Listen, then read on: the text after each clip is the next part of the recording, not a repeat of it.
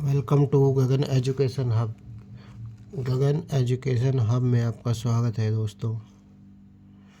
पिछली क्लास में हमने वर्गमूल और घनमूल के कुछ क्वेश्चंस किए थे। इस क्लास में भी उसी सीरीज को आगे बढ़ाते हुए मैं आपको घनमूल और वर्गमूल के कुछ वेरी इंपॉर्टेंट क्वेश्चन कराऊंगा। तो चलिए शुरू करते हैं दोस्तों। वर्गमूल घनमूल के क्वेश्चंस। तो हमें क्वेश्चन दिया है दोस्तों 3√2 + 2√3 अपॉन में दिया है √2 की रूट और -2√3। तो क्वेश्चन लिखेंगे। ऐसे क्वेश्चन में दोस्तों नीचे की जो संख्या होती है उसका अपोजिट साइन लेकर ऊपर नीचे गुना कर देते हैं। कैसे करेंगे? ये दिया 3√2 लिखेंगे, सेम लिखेंगे 3√2, माइनस की जगह सिर्फ प्लस लिखेंगे 2√3। सेम ऐसे यहाँ लिखेंगे 3√2 2√3। अब इसकी मल्टीप्लाई करेंगे इसमें, ये 3√2 ये भी 3, ये 2√3 ये भी 2√3। तो ये तो हो गया एक जैसा। तो इसे एक बार लिखकर स्क्वायर लगा देंगे। नीचे बनता है फॉर्मूला, ये ए है ये बी मानते हैं तो लिखा a - b, सेम लिखा a + b। तो a - b a + b होता है a² - b²। तो इसका स्क्वायर लिखेंगे माइनस इसका स्क्वायर लिखेंगे। ये बना दोस्तों a + b का होल स्क्वायर।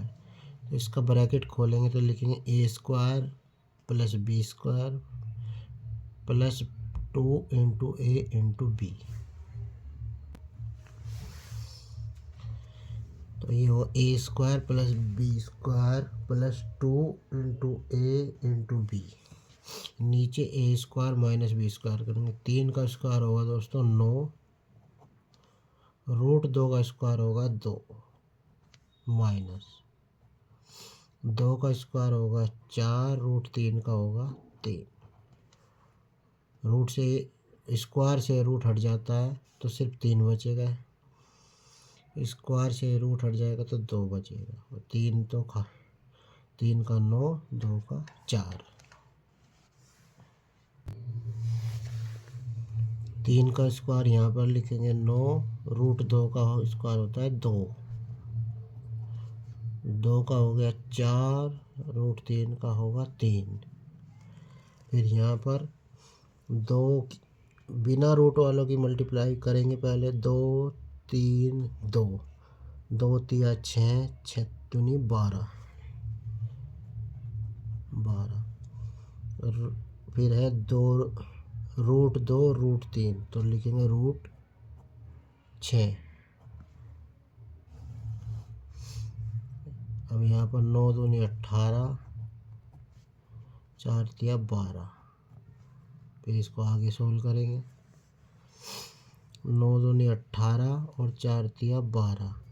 यहाँ 18 और 12 जोड़ेंगे तो आएगा 30, 4 तिया 12। लिखेंगे 18 + 12 + 12 √6 अपॉन में 18 में से 12 गए तो बचेंगे 6। 18 12 होगा 30 + 12 √6 अपॉन में 6।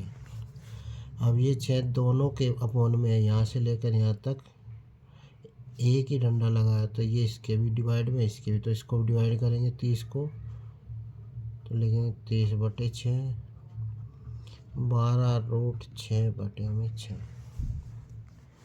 इससे काटेंगे 6 पंजे 30 तो आएगा हमारा 5, 6 दूने 12 तो आएगा 2 √6। तो हमारा होगा 5 प्लस 2√6।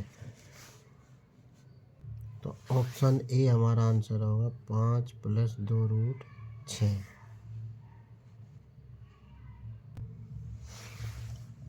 अगला क्वेश्चन दिया है दोस्तों, अंडर रूट के अंदर दिया है 1/1/4 गुना में 64/125 गुना में 1.44 किसके बराबर होगा। इसको लिखेंगे, 4 को 1 में जोड़ेंगे, वो गुना करेंगे, 4 एकम 4 और 1 5/4 गुना में लिखेंगे 64/125 गुना में लिखेंगे 1.44। तो पॉइंट हटाने के लिए नीचे 2 जीरो लगाएंगे, 144 बटे में आएगा 100। इसको आगे फर्दर सोल्व करेंगे तो इससे होगा, 4 से काटेंगे 64 को तो 16 चौके 64, 5 से 125 को काटेंगे तो आएगा 25। ठीक है, इसको लिखेंगे ऐसे, 16 बटे में 25 गुना में 144 बटे में 100। 144 जो 16 जो रूट होता है वो होता है 4 का, 25 5 का, 144 होता है दोस्तों 12 का, और 100 होता है 10 का। अब ये रूट से बाहर आ चुका है। अब इसको काटेंगे 2 से, 2 दूनी 4, 2 पंजे 10, तो हमें मिला 12 दूनी 24, 12 गुना 2 24 और 5 गुना 5 25। तो जो हमारा आंसर आएगा ऑप्शन नंबर बी, 24/25 हमारा आंसर होगा।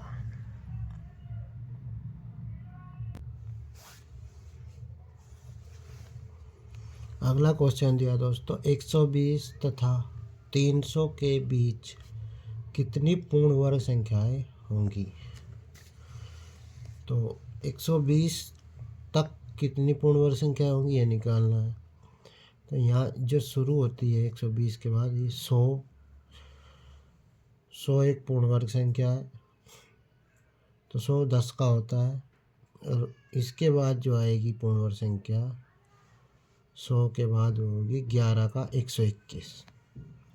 तो 11 का स्क्वायर होता है 121। तो लिखेंगे 11, फिर 12 लिखेंगे, 13 14। स्क्वायर हमें याद होनी चाहिए, 15 225, 16 का 256, 17 और 18। तो 120 के बाद आएगी 121, यानी कि 11, 12 13 14 15, 300 से ज़्यादा नहीं होनी चाहिए। 18 का होता है 324, तो 300 की रेंज से बाहर चली गई। 17 का 289, ये 300 की रेंज में है।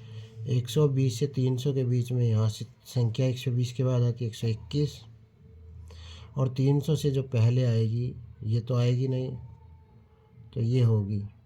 तो यहाँ से यहाँ तक की संख्या काउंट करेंगे, 1 2 3 4 5 6 7। तो कितनी संख्या होगी, 1 2 3 4 5 6 7। तो ऐसी संख्याएं होंगी 7 जो पूर्ण वर्ग होगी। तो हमारा आंसर होगा 7।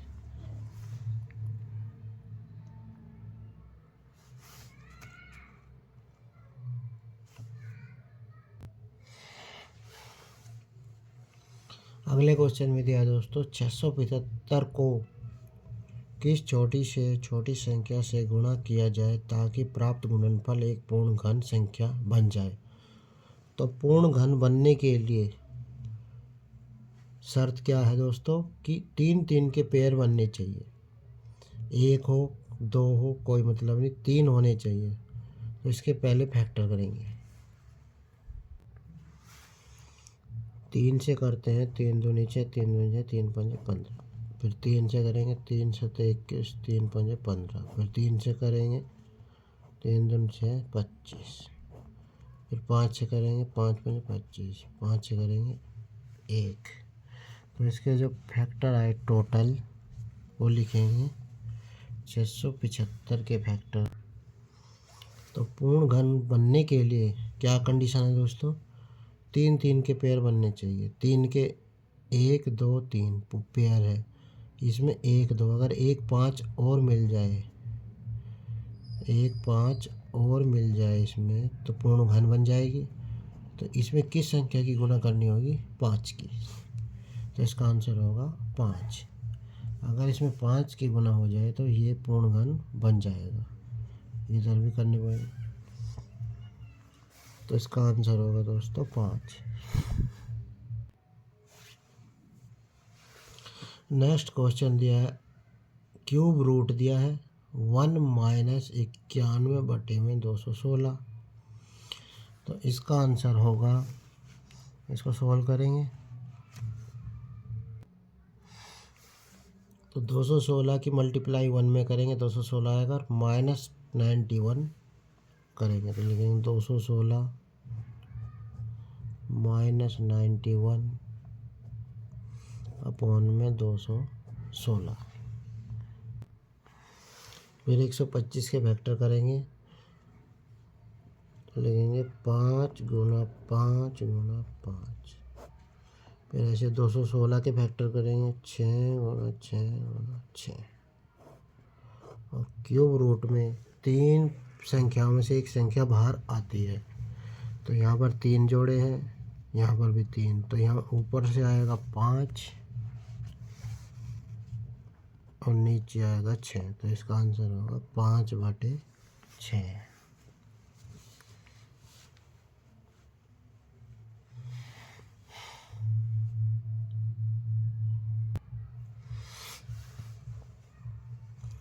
अगला क्वेश्चन दिया, अंडर रूट के अंदर 21, फिर क्यूब रूट के अंदर 59, फिर अंडर रूट के अंदर 16, क्यूब रूट के अंदर 722, अंडर रूट के अंदर 49।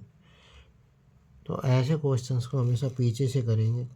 पीछे रूट भी दिया है, 49 होता है दोस्तों 7 का, तो 7 का रूट निकालेंगे, इसमें जोड़ेंगे।